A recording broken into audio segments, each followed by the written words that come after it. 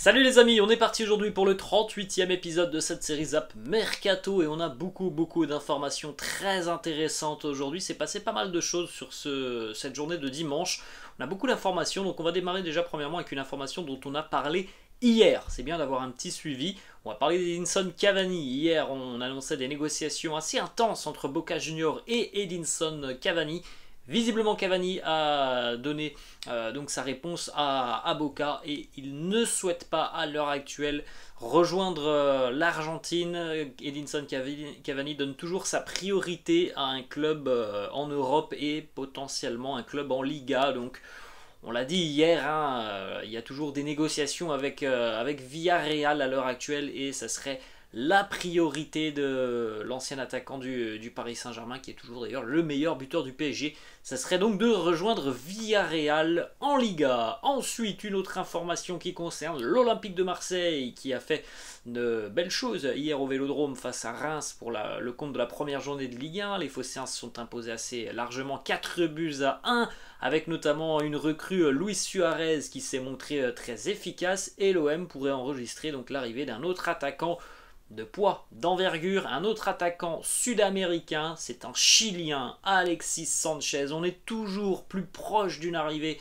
d'Alexis Sanchez. Fabrizio Romano a confirmé hier, Pablo Longoria l'a confirmé aussi. Il semblerait que cette journée de lundi pourrait être décisive en ce qui concerne Alexis Sanchez, qui devrait donc quitter officiellement l'Inter aujourd'hui. Ça, c'est les informations qui sont tombées, et donc on pourrait tomber d'accord dans le courant de la semaine. C'est en tout cas ce que l'on espère du côté de Marseille. Tomber d'accord avec l'international chilien avant la fin de semaine, et il pourrait s'agir donc d'un contrat de 2 ans pour Alexis Sanchez avec l'Olympique de Marseille. Ensuite, autre information, et ça c'est tombé hier les amis, dans l'après-midi, Fabrizio Romano qui a lancé son traditionnel Here we go pour Timo Werner qui va retourner en Allemagne. Timo Werner va faire son retour du côté de Leipzig. Ça devrait se faire là dans le courant de la semaine. C'est un joueur qui malheureusement n'a pas pu s'adapter au style anglais, en tout cas qui n'a pas su s'adapter au style anglais. Il a véritablement eu beaucoup de difficultés. Il était suivi sur ce mercato, notamment en Espagne. C'était une option pour le Real Madrid, pourquoi pas pallier aux absences de Karim Benzema. Évidemment, c'est pas l'option qu'a choisi Timo Werner, d'être remplaçant au Real. Donc retour du côté de Leipzig pour Timo Werner. On attend l'officialisation dans le courant de la journée ou demain, et surtout on attend d'en savoir un petit peu plus sur le contrat de Timo Werner, puisqu'il semblerait, les amis, c'est une information tout de même assez importante, que ça ne soit pas un prêt, c'est-à-dire qu'il va quitter définitivement Chelsea. Donc voilà, un investissement des Blues de Chelsea qui malheureusement n'a pas été rentabilisé, tout comme par exemple Romelu Lukaku. Ça ne sera pas un prêt pour Timo Werner, qui devrait donc être transféré à Leipzig. Ensuite les amis, on va du côté de l'Italie, on va aller à la Juventus, où la Juve espère cette semaine clore le dossier Filip Kostic, l'ailier serbe de l'Eintracht Francfort. Il y a des négociations entre les deux clubs actuellement, mais pour le moment il y a 4 ou 5 millions d'euros qui manquent tout simplement. C'est la demande de l'Eintracht, et la Juve offre 4 ou 5 millions d'euros de moins que ce que demande l'Eintracht. Donc ça bloque un petit peu, mais la Juventus reste très optimiste. C'est vrai qu'il n'y a pas forcément beaucoup de profils à l'heure actuelle du style de Filip Kostic dans l'effectif turinois, surtout en ce qui concerne le couloir gauche. Donc ça peut être une très bonne idée. On verra si Filip Kostic participera mercredi à la Super Coupe d'Europe avec l'Eintracht face au Real. Ça peut être une indication s'il est présent ou non sur un potentiel départ. Petite information aussi qui tombe, Giacomo Raspadori, joueur de Sassuolo, lui devrait s'engager du côté du Napoli. Ensuite les amis, une autre information importante et intéressante du côté du Borussia Dortmund. Le remplaçant de Sébastien Haller est visiblement trouvé pour le Borussia Dortmund. Ça devrait être Anthony Modeste, l'attaquant du FC Cologne, qui a marqué ne serait-ce que 20 buts la saison dernière en Bundesliga avec Cologne. Bon, c'est un attaquant qui connaît très bien la boulie. C'est un joueur très expérimenté, Anthony Modeste. On le connaît, je pense. Hein, vous le connaissez. Hein, il est passé par plusieurs clubs en France.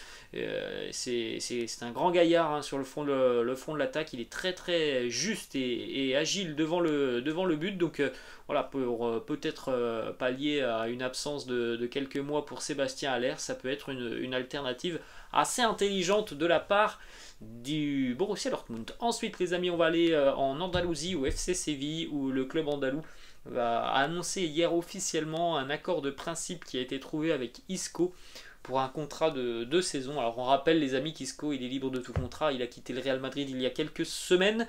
Il y avait des négociations avec des clubs aussi en Italie. Lui, ce qui l'importait surtout, c'était de jouer dans une équipe qui participe à la Ligue des Champions et si possible rester en Liga. Donc bon bah les clauses, les conditions pardon ont été remplies par le FC Séville. Donc on verra ce que ça donnera sur le terrain. C'est vrai que c'est un joueur qui bon sur les 2 dernières saisons a eu quand même beaucoup de difficultés du côté du Real Madrid.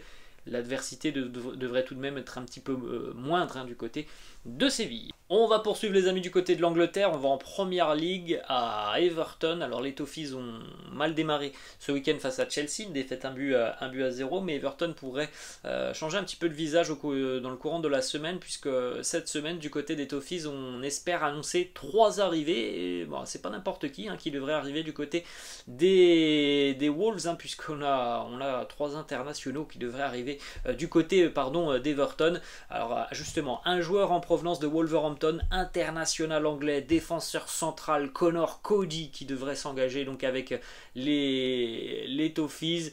Il est capitaine hein, du côté de Wolverhampton. C'est un solide gaillard, très très rude sur l'homme, très bon dans les duels, Connor Cody. Il en va de même pour Amadou Onana, le milieu de terrain belge de Lille, qui a d'ailleurs été aperçu dans le stade à Goodison Park pour voir le match face à Chelsea. Donc lui aussi ça devrait être officiel cette semaine. Et puis on est toujours sur le dossier Idrissa Gueye, on est sur les discussions finales de ce dossier Idrissa Gueye. Donc 3 grosses arrivées du côté des Everton cette semaine. On va aller au Paris Saint-Germain les amis, avec une arrivée qui devrait là aussi se faire très rapidement. C'est peut-être d'ailleurs le profil qui va remplacer Idrissa Gueye. Alors il y a beaucoup de monde quand même au Paris Saint-Germain, mais c'est peut-être lui hein, le remplaçant d'Idrissa Gueye. Fabian Ruiz, milieu de terrain espagnol du Napoli, qui n'a plus qu'1 an de contrat avec le Napoli, devrait s'engager avec le Paris Saint-Germain. Luis Campos est un grand fan du joueur. La piste a été validée par Christophe Galtier.